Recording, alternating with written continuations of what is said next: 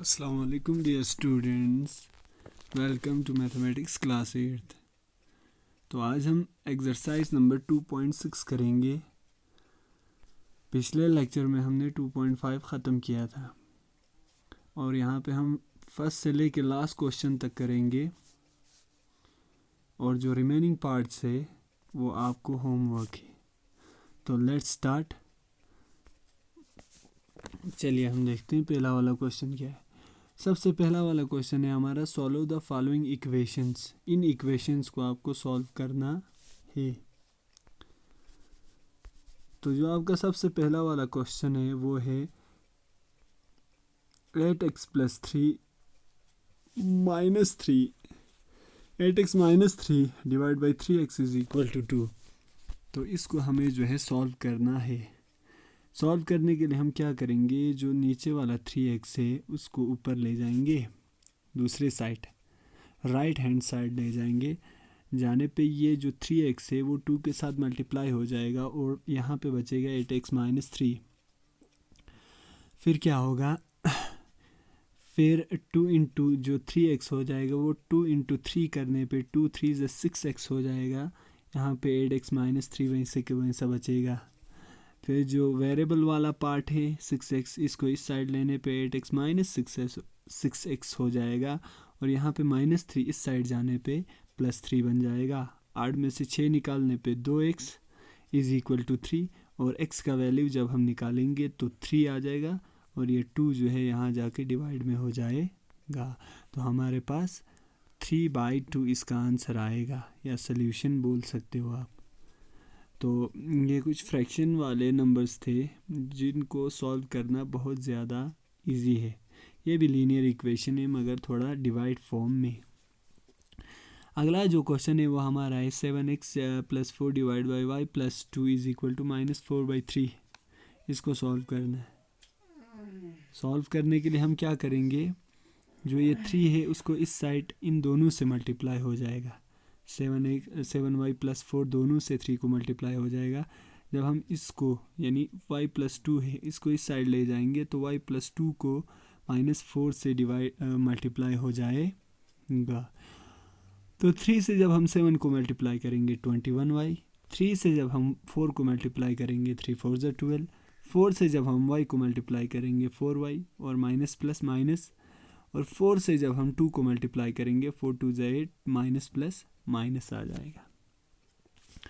-4y जब इस side लाएंगे +4y, +12 इस साइड जाएगा -12, 21 के ऊपर 4 लगाओ 25, 8 के ऊपर 12 लगाओ 20 और माइनस माइनस प्लस होता है, साइन माइनस का रहेगा। यहाँ थोड़ा सा मिस्टेक हुआ है, यहाँ पे देखिए थोड़ा सा फिर से मिस्टेक हुआ है और यहाँ आपको लगाना है माइनस साइन का, क्योंकि माइनस माइनस प्लस होता है, माइनस माइनस प्लस होता है, ऑपरेशन प्लस होगा, साइन माइनस का रहेगा।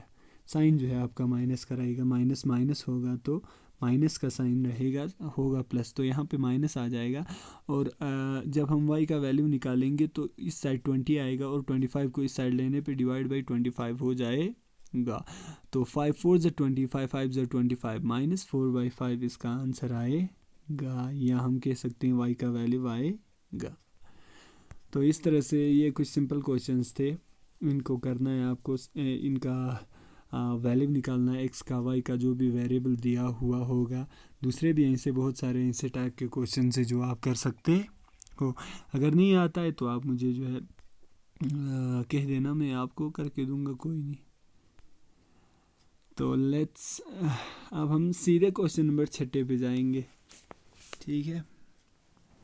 तो ये पार्ट्स है, जैसे कि फर्स्ट और हमने 5th किया, तो अब हम 6 क्वेश्चन पे आएंगे। यहाँ पे कहा गया है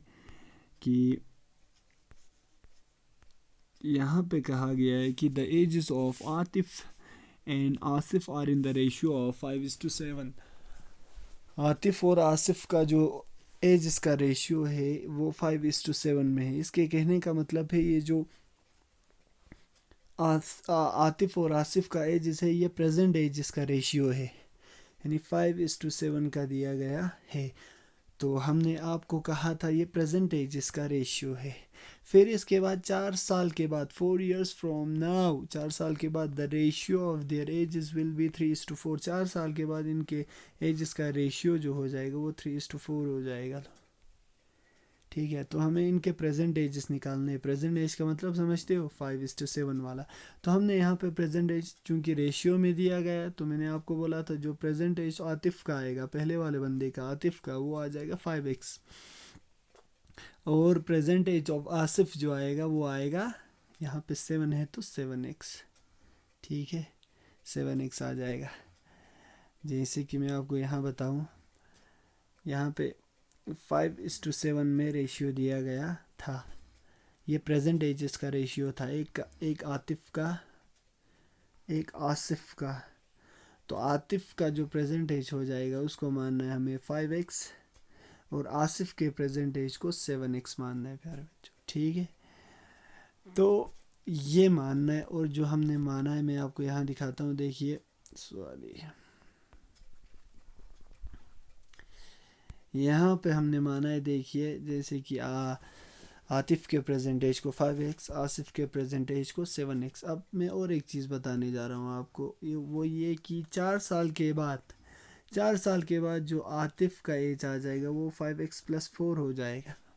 5x इसका प्रेजेंट एज है, 4 साल के बाद 4 होगा। जैसे कि अभी मेरा 5 साल हो या 25 ईयर्स है, तो 4 साल के बाद मेरा कितना हो गया, प्लस करना पड़ेगा, तो 29 आ जाएगा। वहीं से ही यहाँ पे 5x अब बी का एज है, प्लस जब हम 4 करेंगे, 4 साल डालेंगे इसके ऊपर, तब जाके 4 साल के बाद का एज आ जाएगा। ठीक है, वहीं से ही आसिफ का जब 4 साल के बाद का एज निकालेंगे तो वो आ जाएगा, देखिए यहाँ पे 4 साल के बाद आतिफ का एज 5x+4 हो जाएगा, इसके ऊपर 4 साल, और आसिफ का एज 7x+4 हो जाएगा। ठीक है, अब क्वेश्चन कह रहा है कि 4 साल के बाद जो इनके एजेस का रेशियो है वो यहीं हो जाएगा। 4 साल के बाद इनके एजेस का रेशियो है, एक तो 5x+4 डिवाइडेड बाई 7x+4 हो जाएगा। ये आतिफ और आसिफ के एजेस का रेशियो हो गया ना, डिवाइड में लिखा या निस्बत हुआ। ठीक है, जैसे कि 5x+4 है, ये आतिफ का है, और 7x+4 है, ये आसिफ का है। इन दोनों के एजेस का रेशियो ये दिया गया है। और कितना दिया है, वो है 3/4 या 3:4 दिया गया है। देखिए यहाँ पे 3:4 दिया गया है, वो हमने लिखा। फिर इसके बाद क्या किया, जो 4 है इसको 5x+4 के साथ मल्टीप्लाई किया, 3 को 7x+4 के साथ मल्टीप्लाई किया, तो 4 5 20 हो जाएगा, 4 4 16 हो जाएगा, 3 7 21x हो जाएगा, 3 4 12। फिर जो 21x है उसको इस साइड लिया, तो 20 - 21x, 12 ऐसे ही था, 16 को इस साइड लिया, -16, 21 में से 20 निकल गया, -x हो जाएगा क्योंकि ये 21 बड़ा है। यहाँ पे -4 हो जाएगा, 16 में से 12 निकालने पे, माइनस प्लस माइनस हो जाएगा, प्लस माइनस माइनस हो जाएगा, साइन माइनस का रहेगा। और जब माइनस यहाँ पे है एक है, यहाँ -1 है, तो कट हो जाएगा, ये दोनों कट हो गया, तो x का वैल्यू आ गया हमारे पास 4, यानी x का वैल्यू 4 आ गया। अभी हमारे पास वो वैल्यू नहीं आया है, तो हमने अब निकालना है प्रेजेंट एज। प्रेजेंट एज चूँकि हमने आतिफ का रखा था 5x, 5x का मतलब ये हुआ कि x की जगह हमारे पास 4 आया है, वेरिएबल का वैल्यू निकल गया, 5 4 20 ईयर्स, यानी आतिफ का अभी का एज कितना हो गया, 20 ईयर्स होगा, 5 × 4। और आसिफ का जो है 7x रखा था, यानी 7 × 4 28 होगा, 28 ईयर्स का होगा आसिफ। तो इस तरह हम निकालते हैं।